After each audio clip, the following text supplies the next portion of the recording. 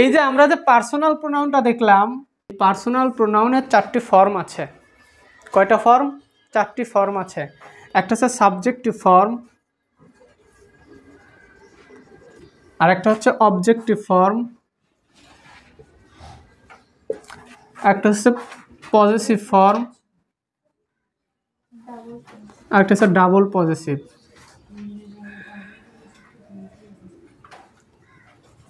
এই হচ্ছে ফর্মগুলো না জানলে আমরা পজিটিভটা বুঝবো না।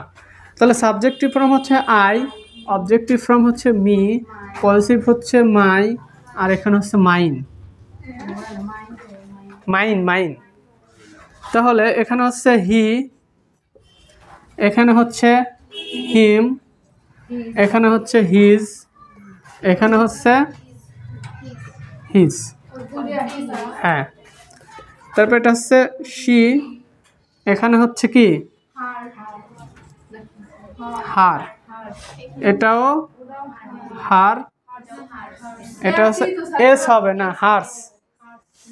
আচ্ছা, তারপর এখানে হচ্ছে ধরো ইউ, এটাও ইউ, এটা হচ্ছে ইয়োর, ইয়োর্স। ঠিক আছে, এটা হচ্ছে উই, এটা হচ্ছে আস, এটা হচ্ছে আওয়ার, এটা হচ্ছে আওয়ার। ঠিক আছে, এরকম আছে আমরা জানি।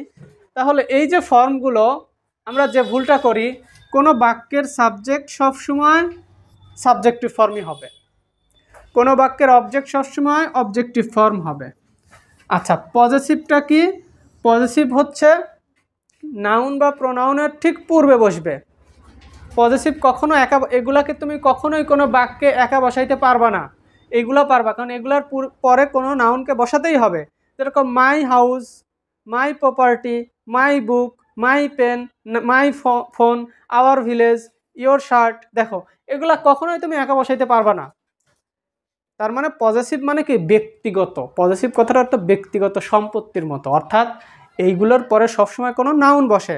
যেরকম মাই পেন, এই যে মাই পেন, দেখো পেনের পূর্বে মাই বসলো। ঠিক আছে, অধিকার অর্থ। তার মানে ওই যে ব্যক্তিগত বললাম না, সম্পত্তির মতো প্রত্যেকটা জায়গায় মাই, আওয়ার, ইয়োর, হার। তার মানে তখন এইটা কি হয়ে যায়? অ্যাডজেক্টিভ হয়ে যায় না? বলছিলাম না নাউনের পূর্বে যাই বসুক সেটা অ্যাডজেক্টিভ, বলছি। তার মানে এখন এই পজিটিভটা ছিল প্রোনাউন, এখন হয়ে গেল এই পজিটিভ অ্যাডজেক্টিভ। কি হয়ে গেল? অ্যাডজেক্টিভ হয়ে গেল। তার মানে এই মাই কিন্তু এখন পজিটিভ অ্যাডজেক্টিভ। ঠিক আছে, অর্থাৎ আমরা জানি অ্যাডজেক্টিভ 4 ধরনের। এক ধরনের অ্যাডজেক্টিভ আছে যার নাম হচ্ছে প্রোনোমিনাল অ্যাডজেক্টিভ। নাম কি? Pronominal adjective. অর্থাৎ প্রোনাউন যখন অ্যাডজেক্টিভের আচরণ করে তখন তাদেরকে বলা হয় প্রোনোমিনাল অ্যাডজেক্টিভ। বোঝা গেল? এর আগে একটা প্রোনাউন অ্যাডজেক্টিভ হয়েছে না? কোনটা? ডেমনস্ট্রেটিভ। এটাও প্রোনাউন অ্যাডজেক্টিভ হয়ে গেল। তার মানে যে কোনো প্রোনাউন অ্যাডজেক্টিভ হলেই ওটাকে আমরা কি বলবো? Pronominal adjective.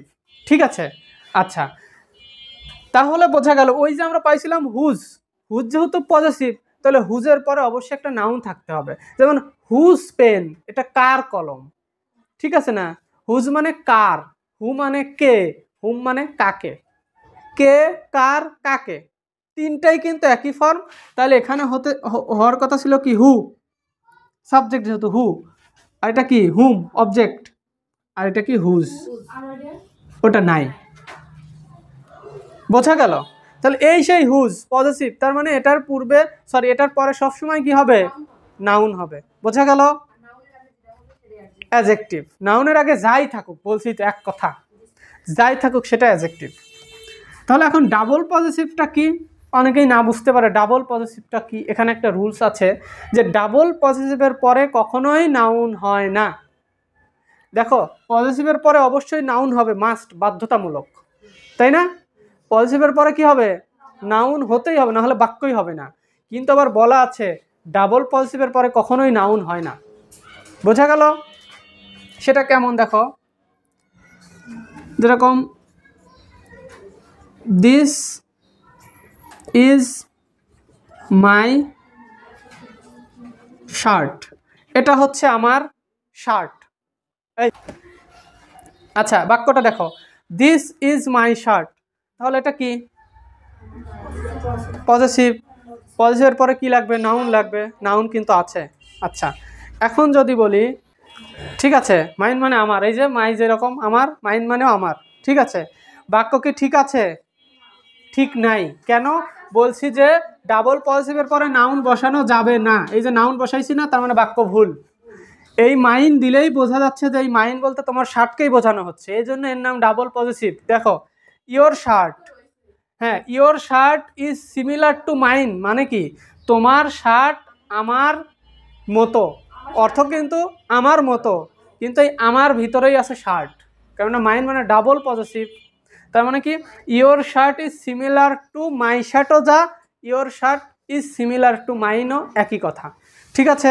তার মানে এখানে একটা নিয়ম পাইলাম কি, যে ডাবল পজিটিভের পরে কখনোই নাউন হয় না, কিন্তু পজিটিভের পরে নাউন হয়। আর ডাবল পজিটিভকে ভাঙলে একটা পজিটিভ একটা নাউন পাওয়া যায়। তার মানে মাইন মানেই কি মাই শার্ট, পজিটিভ হলে আর এটার দরকার নেই, বোঝা গেল? ওকে, অ্যাডভার্ব। অ্যাডভার্ব কাকে বলে? অ্যাডভার্বের কাজ হচ্ছে নাউন প্রোনাউন বাদে সবাইকে মডিফাই করা, বলছি না? তার মানে অ্যাডজেক্টিভ কাকে মডিফাই করবে? নাউন আর প্রোনাউনকে মডিফাই করবে, আর এর বাদ বাকি যারা আছে সবাইকে মডিফাই করবে কে? অ্যাডভার্ব। অ্যাডভার্বের বাংলা কি? ক্রিয়া বিশেষণ। অ্যাডভার্বের বাংলা ক্রিয়া বিশেষণ। আচ্ছা, তার মানে যদি কোনো adjective plus l y equal to কি? Adverb. Noun plus l y adjective, এই কথাটা মনে রাখতে হবে। অর্থাৎ আমরা এল ওয়াই থাকলেই যেন মনে না করি এটা অ্যাডভার্ব, এল ওয়াই থাকা সত্ত্বেও অ্যাডজেক্টিভ হতে পারে।